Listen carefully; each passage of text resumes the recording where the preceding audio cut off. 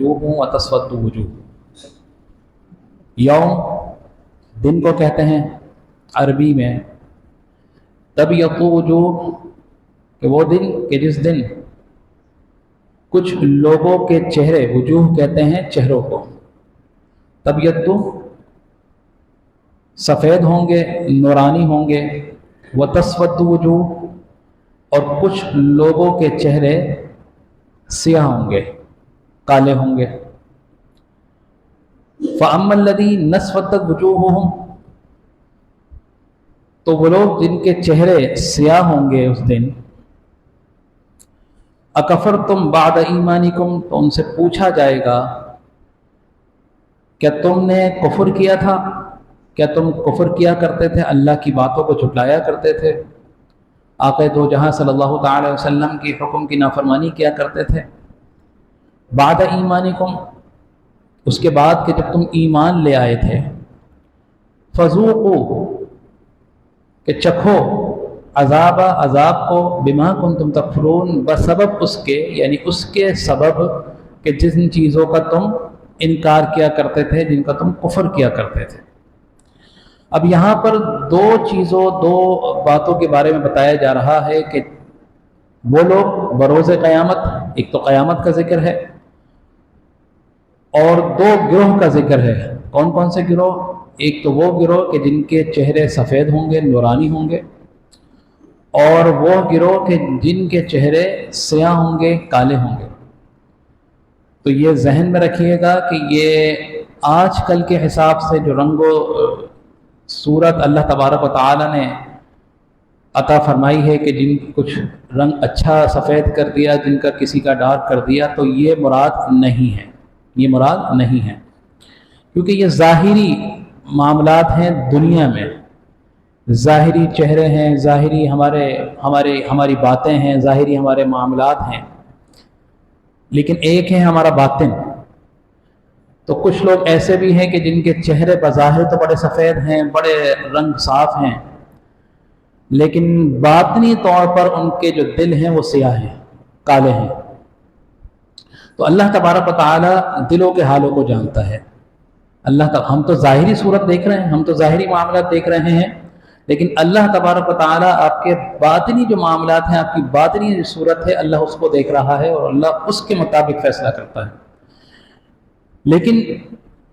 جو آپ کے دلی معاملات ہیں، جو آپ کے دل جو معاملات ہیں، جو آپ کے قلوب کے معاملات ہیں، دل کالا ہے یا سفید ہے، کالا اور سفید سے مراد کہ اگر کالا ہے تو اس میں نفاق بھی ہوگا، برائی بھی ہوگی،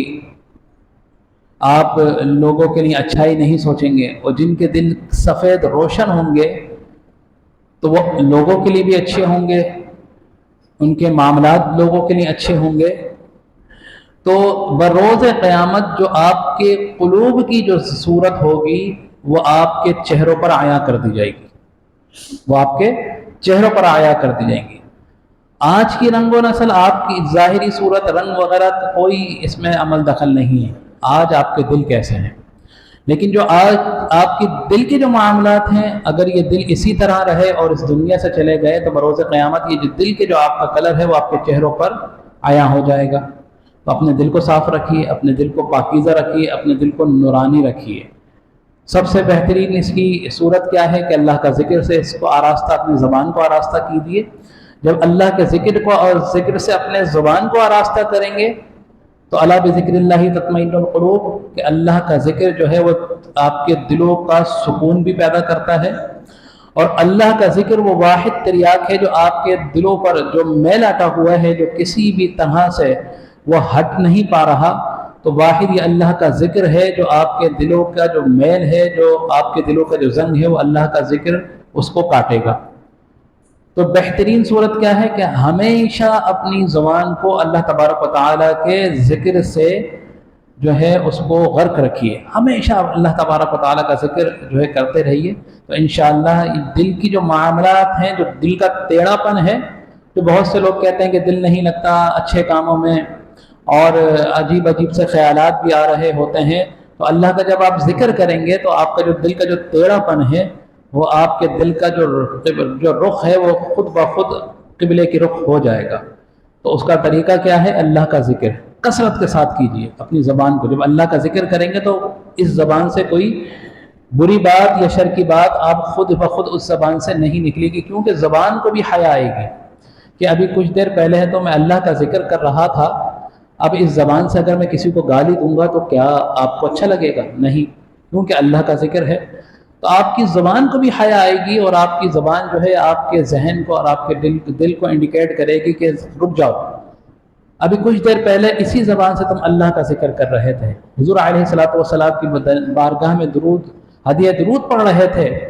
تو اب کیا اسی زبان سے تم برائی کرو گے، غیبت کرو گے، جھوٹ بولو گے، کسی کو گالی دو گے؟ تو کیا ہوگا کہ یہ آپ کا جو زبان ہے یہ آپ کے دل کو ملامت کرے گی کہ رک جاؤ. تو یہ آپ کا آہستہ آہستہ خود ہی جو آپ کے دل کا ٹیڑھا پن یہ سیدھا ہو جائے گا. اب یہاں پر فرمایا کہ یوم تبیض وجوہ و تسود وجوہ، کہ کچھ لوگ ایسے ہوں گے کہ قیامت کے دن جن کے چہرے سفید ہوں گے، نورانی ہوں گے، اور کچھ لوگ ایسے ہوں گے کہ جن کے چہرے سیاہ ہوں گے. کیوں ہوں گے؟ اس لیے کہ ان سے پوچھا جائے گا کہ کیا تم کفر کیا کرتے تھے، اور یہ اب مزہ چکھو، اس لیے کہ تم جو کفر کرتے تھے اس کی وجہ سے تمہارے چہروں پر پھٹکار ڈال دی گئی ہے، تمہارے چہرے سیاہ کر دی گئے ہیں، جو تمہارے جو دل کرتوت جو پرانے اور جو برے وہ تمہارے چہروں پر عیا کر دیے گئے ہیں، جن کی سیاہی تمہارے چہروں پر مل دی گئی ہے تو وہ عیا ہو جائیں گے. علماء کرام محسن کرام فرماتے ہیں کہ الحمدللہ جن کے چہرے سفید ہوں گے وہ مسلمان ہوں گے، حضور علیہ الصلوۃ والسلام کے امتی ہوں گے. الحمدللہ جو اس دنیا سے ایمان کا پر خاتمہ اپنا لے کر جائیں گے وہ لوگ ہوں گے کہ جن کے چہرے بروز قیامت روشن ہوں گے، اور جو حالت کفر میں اس دنیا سے رخصت ہوں گے ان کے چہرے بروز قیامت سیاہ کر دیے جائیں گے، ان کے چہرے. اب اس میں بہت سے لوگ کہتے ہیں کہ یہ وہ لوگ ہیں کہ جن کے چہرے سفید ہیں. اس آیت سے مراد وہ ہیں کہ جو بروز میثاق، کہ جس دن اللہ تبارک و تعالی نے حضرت آدم علیہ السلام کی پشت پر اپنا دست قدرت پھیرا تو آپ کی پشت سے جتنی بھی امت تھی وہ چوٹیوں کی مانی نکل آئی، اور پھر اللہ تبارک و تعالی نے ان سے پوچھا کہ کیا میں تمہارا رب نہیں ہوں؟ تو سب نے یک زبان ہو کے کہا کہ قالوا بلا، کیوں نہیں، تو ہمارا رب ہے. تو ان لوگوں سے پوچھا جائے گا کہ بروز میثاق تو تم نے یہ عہد لیا تھا، ایمان لائے تھے، تو اب دنیا میں آنے کے بعد تم کیوں پھر گئے اس سے؟ تم نے کیوں کفر اختیار کیا؟ اکفرتم بعد ایمانکم، کہ کفر کیا ایمان لانے کے بعد. یہاں پر یہ بات بیان کی جا رہی ہے. تو ان سے پوچھا جائے گا کہ اس دن بروز میثاق، جب دنیا میں بھیجنے سے پہلے جب تمہیں ظاہر کیا گیا تو اس وقت تم نے یک زبان ہو کے کہا تھا کہ ہم اللہ پر ایمان لاتے ہیں، تو آج کیا معاملہ ہوا جب دنیا میں گئے تو تم اپنی زبان سے پھر گئے؟ اور پھر حضرت حسن بصری رحمۃ اللہ تعالی فرماتے ہیں کہ یہ لوگ وہ ہوں گے جو منافقین ہیں، کہ جو اپنی زبان سے تو ظاہری ایمان لاتے ہیں لیکن ان کے دلوں میں ایمان نہیں ہے، ان کے دلوں میں ایمان نہیں ہے، ان کے دلوں میں کفر ہے. تو یہ ان سے مراد ہے. اور اسی طرح حضرت اکرمہ رضی اللہ تعالی عنہ فرماتے ہیں کہ ان سے مراد اہل کتاب ہیں، کیونکہ جب حضور علیہ الصلوۃ والسلام کی بعثت سے پہلے کتابوں میں حضور علیہ الصلوۃ والسلام کی نشانیاں پڑھ جو ہے وہ چکے تھے، اور آپ یہ لوگ بکثرت سے حضور علیہ الصلوۃ والسلام کا انتظار کرتے تھے، اور لوگوں کو باقاعدہ طور پر یہ آپ کی نشانیاں بیان کیا کرتے تھے کہ اب وہ زمانہ آ گیا ہے، قریب ہے کہ ایک ایسا نبی جس کو اللہ تبارک و تعالی ختم نبوت کا تاج جس کے سر پر سجا کر اس دنیا میں مبعوث فرمائے گا، جو تمام عالمین کے لیے اللہ تبارک و تعالی رحمت بنا کر جس کو مبعوث فرمائے گا، وہ نبی آخر الزمان صلی اللہ علیہ وسلم دنیا میں تشریف لانے والے ہیں، اور ان کی یہ نشانیاں ہیں. یہ باقاعدہ طور پر بیان کیا کرتے تھے، باقاعدہ طور پر بتایا کرتے تھے. لیکن کیا ہوا کہ جب حضور علیہ الصلوۃ والسلام دنیا میں مبعوث ہوئے، آپ تشریف لائے اور آپ نے جب دعوت ایمان دی تو یہ لوگ اپنی ان باتوں سے مکر گئے، ان باتوں سے پھر گئے. تو کیا ہوا کہ پہلے تو حضور علیہ الصلوۃ والسلام کی آنے سے پہلے تو حضور پر ایمان رکھتے تھے، یقین رکھتے تھے کہ حضور نے آنا ہے، لیکن جیسے ہی حضور علیہ الصلوۃ والسلام دنیا میں جلوہ افروز ہوئے تو یہ لوگ اپنی ہٹ دھرمی کی وجہ سے، اپنے حسد، اپنے تعصب، اپنے کینے کی وجہ سے، یہ حضور علیہ الصلوۃ والسلام سے اور اپنی حاکمیت کی وجہ سے کہ کیوں بنی اسماعیل میں نبوت جا رہی ہے، نبوت کا تبادلہ ہو رہا ہے نا، بنی اسحاق سے بنی اسماعیل کی طرف نبوت جا رہی تھی، تو اس وجہ سے یہ حسد کی وجہ سے حضور علیہ الصلوۃ والسلام پر ایمان نہیں لائے اور سازشیں کرتے رہے۔ تو ان کے بارے میں بتایا جا رہا ہے کہ تم لوگ تو پہلے تو بڑے دعوے کیا کرتے تھے، اپنے لوگوں کو باقاعدہ حضور علیہ الصلوۃ والسلام کی جو ہے خوبیاں بیان کیا کرتے تھے، آپ کی نشانیاں بتایا کرتے تھے، اب کیا ہوا تم پھر گئے؟ تو یہ ان لوگوں کے بارے میں ہے۔ اور کچھ لوگ یہ کہتے ہیں یہ مرتدین کے بارے میں، جو لوگ ایمان لانے کے بعد مرتد ہو جاتے ہیں، یہ ان کے بارے میں آیت کریمہ نازل ہوئی۔ تو بہرحال یہ مختلف اقوال علماء کرام کے، مفسر کرام کے میں نے آپ کے سامنے رکھے، لیکن اس سے بات کیا معلوم ہوتی ہے کہ وہ لوگ جو اللہ تبارک و تعالیٰ پر ایمان رکھتے ہوئے اچھے اعمال کرتے ہوئے اس دنیا سے رخصت ہوں گے، تو ان کا صلہ کیا ہوگا کہ بروز قیامت اللہ تبارک و تعالیٰ ان کے چہروں پر ایک ایسا نور عطا فرما دے گا کہ وہ لوگ دور سے ہی لوگوں کو نظر آئیں گے، اور جن کا خاتمہ ایمان پر نہیں ہوگا، اللہ تبارک و تعالیٰ ان کے چہروں پر ان کے کرتوتوں کی سبب ان کو جو ہے سیاہی ان کے چہروں پر مر جائے گا، کہ لوگ دیکھتے ہوئے ان پر یہ کہتے ہوئے لعنت و ملامت کرتے ہوئے جائیں گے کہ دیکھو یہ لوگ ہیں جو اللہ کے نافرمان ہیں، یہ لوگ ہیں۔ تو لہٰذا آج وقت ہے اپنے آپ کو اللہ تبارک و تعالیٰ کی اطاعت و فرمانبرداری میں ہمیشہ لگا کے رکھیں۔ کوئی بھی وقت، کوئی بھی لمحہ ایسا آ سکتا ہے جو اس دنیا سے رخصتی کا ہو۔ یہ مختصر سی دنیا ہے، اس کے بعد جو زندگی جو آنی ہے اور وہ فانی نہیں ہے، وہ ابدی ہے۔ تو اللہ تبارک و تعالیٰ سے اس چھوٹی سی مختصر سی دنیا کے چکر میں کیوں جو ہے گھاٹے کا سودا کرتے ہیں؟ کیوں گھاٹے کا سودا کرتے ہیں؟ تو یہ دنیا فانی ہے، مختصر سی دنیا ہے۔ بہت سی لوگ ایسے بیٹھے ہیں جن کی زندگی گزر گئی، اب جب اپنے ماضی پر نظر ڈالتے ہیں تو کہتے ہیں کہ کاش ان افعال کو اپنے صحیح کر لیتا، پتہ ہی نہیں چلا، یہ زندگی کے اتنے سارے سال گزر گئے، اب قبر کے دہانے بیٹھے ہیں۔ لیکن چونکہ ابھی آنکھ کھلی ہے تو ابھی بھی وقت ہے اللہ تبارک و تعالیٰ کہ اگر جو بھی ماضی کی جو ہے نافرمانیاں تھیں، جو گناہ سے، ان سے سچی توبہ کر لیں۔ اللہ تبارک و تعالیٰ بڑا رحیم اور کریم ہے۔ پھر اگلی آیت میں اللہ تبارک و تعالیٰ ارشاد فرما رہا ہے کہ وَأَمَّا الَّذِينَ ابْيَضَّتْ وُجُوهُهُمْ فَفِي رَحْمَةِ اللَّهِ هُمْ فِيهَا خَالِدُونَ، جن کے چہرے روشن ہوں گے، جن کے چہرے منور ہوں گے، وہ اللہ تبارک و تعالیٰ کی ہمیشہ رحمت کے اندر رہیں گے۔ فَفِي رَحْمَةِ اللَّهِ، ہمیشہ اللہ کی رحمت میں رہیں گے۔ ہم فیہا خالدون، اور وہ ہمیشہ اسی کے اندر رہیں گے۔ کتنی بڑی نعمت ہے کہ ہمیشہ اللہ تبارک و تعالیٰ کی رحمت میں رہیں گے۔ جو اچھے کام دنیا میں بھی کرتا ہے، جو اچھے اپنے آپ کو اللہ کی اطاعت اور اس کی فرمانبرداری میں گزارتا ہے، تو وہ اس وقت بھی اللہ کی رحمت میں ہی ہوتا ہے۔ اور جب بروز قیامت جب اس دنیا سے چلا جائے گا تو اس کے بعد تو پھر آزمائش نہیں ہے، آزمائش تو یہ تھی، تو اس کے بعد وہ ہمیشہ قیامت تک، اور قیامت کے بعد بھی جب تک جنت کے اندر نہیں چلے جاتے، ہمیشہ اللہ تبارک و تعالیٰ کی رحمت میں ہی رہیں گے، اور بروز قیامت بھی رحمت پہ رہیں گے۔ کیونکہ بتایا گیا نا کہ قیامت کا دن 50,000 سال کے برابر ہوگا، لیکن جو ایمان والے ہوں گے، جو اللہ کے مقرب بندے ہوں گے، وہ ان کے لیے وہ وقت جو ہے سمٹ کر ایک وقت کی فرض نماز کا جو دورانیہ ہوتا ہے، اس کے جو ہے اندر بدل دیا جائے گا۔ کتنا وقت لگتا ہے؟ مشکل سے 7 سے 8 منٹ لگتے ہیں، 9-10 منٹ لگتے ہیں، کتنا وقت لگتا ہے؟ تو کہاں 50,000 سال کا دن، اور کہاں 8 سے 9 منٹ کا دن، اور اللہ تبارک و تعالیٰ کی رحمت کاملہ اس سے بھی زیادہ ہے،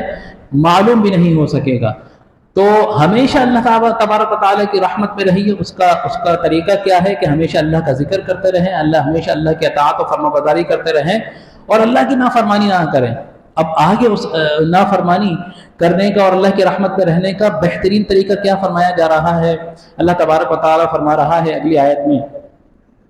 کہ وَلِلَّهِ مَا فِي السَّمَاوَاتِ مَا فِي الْأَرْضِ، اور تمام بادشاہی اللہ تبارک و تعالیٰ کے لیے ہیں، زمین و آسمان کی، اور اسی کی طرف لوٹنا ہے۔ پھر اگلی آیت میں اللہ تبارک و تعالیٰ ارشاد فرماتا ہے، بس آخری آیت، اس کے بعد اختتام کریں گے، كُنتُمْ خَيْرَ أُمَّةٍ أُخْرِجَتْ لِلنَّاسِ تَأْمُرُونَ بِالْمَعْرُوفِ وَتَنْهَوْنَ عَنِ الْمُنكَرِ وَتُؤْمِنُونَ بِاللَّهِ وَلَوْ آمَنَ أَهْلُ الْكِتَابِ لَكَانَ خَيْرًا لَّهُمْ مِنْهُمُ الْمُؤْمِنُونَ وَأَكْثَرُهُمُ الْفَاسِقُونَ، کہ اے میرے محبوب علیہ الصلوۃ والسلام، ہم نے آپ کی امت کو اس تمام امتوں پر فضیلت عطا فرما دی ہے۔ کنتم خیر امہ، کہ یہ امت بہترین امت ہے، اخرجت للناس، جو ظاہر کی گئی لوگوں کے لیے۔ کیوں ظاہر کی گئی؟ کہ ان کی یہ صفت ہے، اس امت کی یہ صفت ہوگی کہ تأمرون بالمعروف، کہ وہ بھلائی کا، نیکی کا حکم دیں گے، وَتَنْهَوْنَ عَنِ الْمُنْكَرِ، اور وہ لوگوں کو برائیوں سے روکیں گے۔ دیکھیں انبیاء کرام علیہ السلام کو اللہ تبارک و تعالیٰ نے یہ منصب عطا فرمایا کہ جتنے انبیاء کرام علیہ السلام آئے زمین پر، انہوں نے کیا احکام صادر کیے کہ کس طرح لوگوں کو جو ہے پیغام پھیلایا کہ وہ نیکی کا حکم دیا کرتے تھے، لوگوں کو برائی سے روکتے تھے۔ یہ انبیاء کرام علیہ السلام کی صفت تھی۔ لیکن قربان جائیے آقا علیہ السلام کو جب اللہ تبارک و تعالیٰ نے دنیا میں مبعوث فرمایا اور آقا علیہ السلام پر جب نبوت کا سلسلہ ختم فرما دیا، تو ان کی امت کو یہ فضیلت عطا فرما دی کہ اس کی امت کو بھی یہ فضیلت عطا فرما دی کہ تا قیامت تک یہ لوگوں کو نیکی کا حکم دیتے رہیں گے اور لوگوں کو برائی سے روکتے رہیں گے۔ یہ آپ کی خاصیت ہے، اس امت کی خاصیت ہے، اس کی فضیلت ہے جو پیچھے کسی امت میں نہیں تھی۔ بنی اسرائیل کی فضیلت بیان کی گئی لیکن وہ اس زمانے تک محدود تھی، لیکن امت محمدیہ صلی اللہ تعالی علیہ وسلم کی جو فضیلت ہے یہ تا قیامت تک باقی رہے گی کہ یہ لوگ وہ ہوں گے کہ جو حق اور باطل میں تفریق کو واضح محسوس کیا کریں گے اور لوگوں کو اچھائی کا حکم دیتے رہیں گے اور برائی سے روکتے رہیں گے۔ تو آقا علیہ السلام نے فرمایا کہ بہترین انسان وہ ہے کہ جب پوچھا گیا کہ آقا علیہ السلام بہترین لوگ کون ہیں، تو آپ نے فرمایا کہ وہ لوگ ہیں جو اللہ تبارک و تعالیٰ سے ہمیشہ ڈرتے رہیں، صلہ رحمی کرتے رہیں، نیکی کی دعوت دیتے رہیں اور لوگوں سے وہ برائی سے روکتے رہیں۔ پہلی خاصیت کیا ہے کہ اللہ تبارک و تعالیٰ کا خوف دل میں، تقوی گزاری،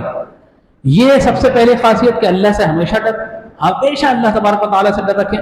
دوسری خاصیت کیا ہے کہ اپنے رشتہ داروں سے صلہ رحمی۔ اب دیکھیں کہاں اللہ کا خوف، کہاں نیکی کا حکم، کہاں برائی سے روکنے کا حکم، اور درمیان میں اپنے رشتہ داروں سے صلہ رحمی کا حکم بیچ میں آ گیا۔ تو معلوم کیا ہوا کہ اس کی کتنی اہمیت ہے کہ آپ کے جو رشتہ دار ہیں ان سے آپ نے ہمیشہ صلہ رحمی کرنا ہے، صلہ رحمی کرنا ہے، ان سے قطع تعلق نہیں فرمانا۔ قطع تعلق کرنے سے اللہ تعالیٰ کا جو نبی ہے وہ سخت ناراض اور ناپسندگی ظاہر کرتا ہے۔ حضور کی ناراضگی، ناپسندیدگی مطلب کیا ہے کہ وہ اللہ تبارک و تعالیٰ کی ناراضگی، ناپسندیدگی۔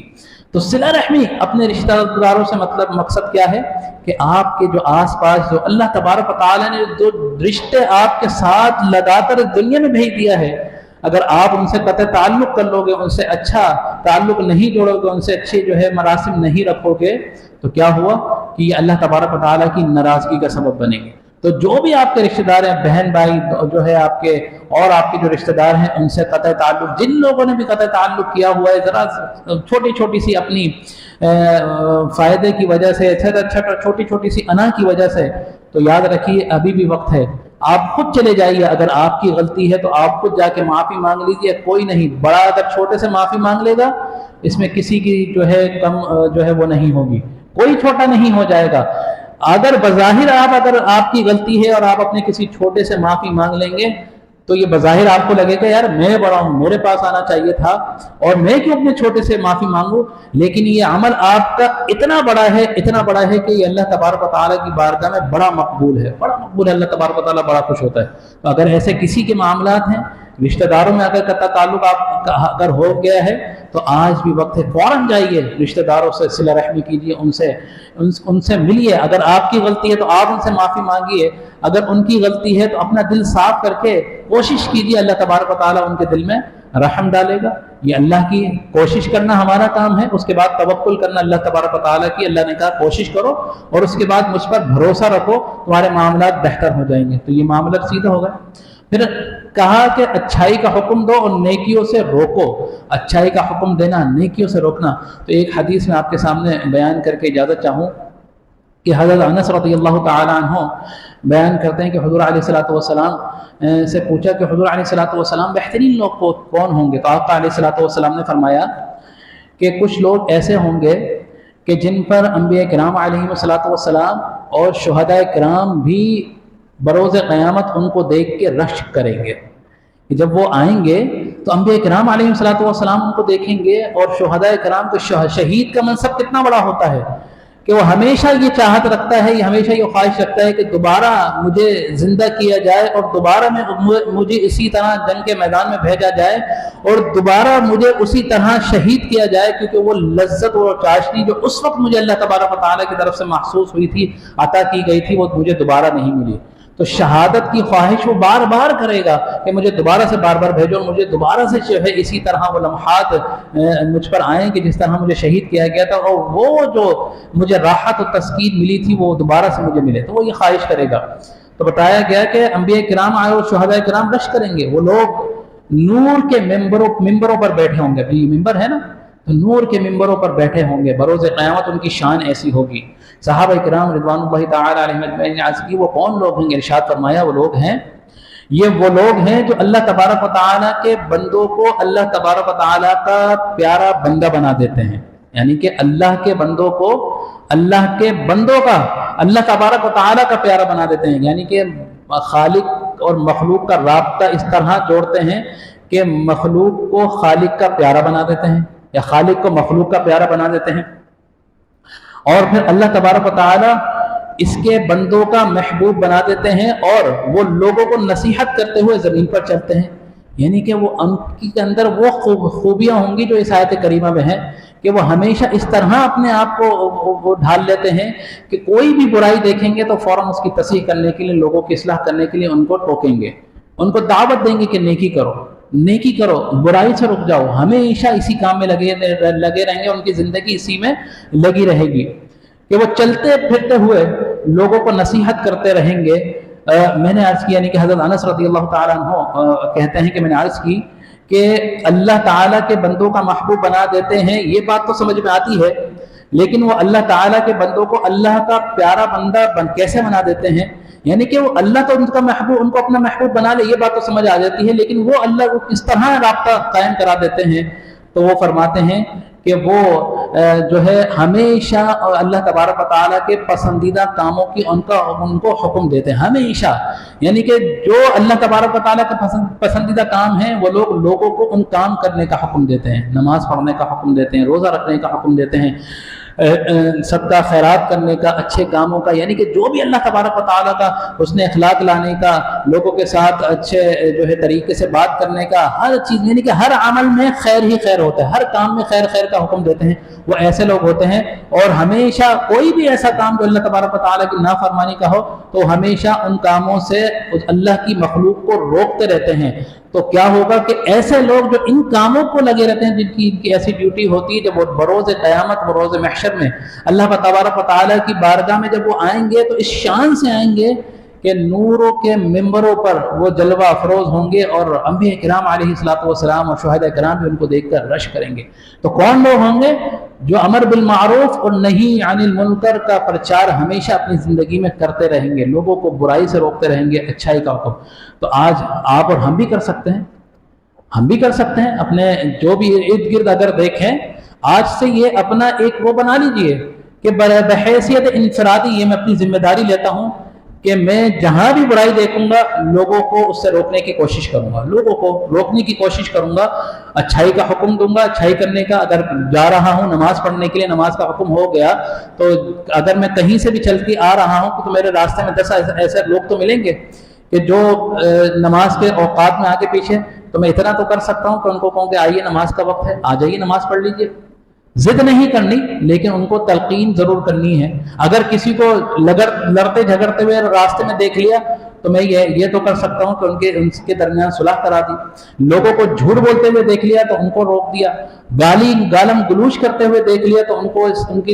اصلاح کر دی کہ بھائی اچھا نہیں ہے، بری کا یہ تو کم از کم ہم کر سکتے ہیں۔ تو اسی کو امر بالمعروف و نہی عن المنکر کرتے ہیں۔ تو انفرادی طور پر ہر بندہ اپنے طور پر امر بالمعروف و نہی عن المنکر کرتا رہے، اور جو پیچیدہ معاملات ہیں وہ علماء کرام علیہ علماء کرام کے ذمے ہیں، جو ان لوگوں کی مجموعی طور پر اصلاح کرنے کے لیے، دین کے معاملات، قرآن کے معاملات کو بہتر کرنے کے لیے وہ لوگ اپنے ہیں۔ تو ایسا نہ سمجھیے کہ جو ممبر پہ بیٹھ کر صرف جو معلم ہے یا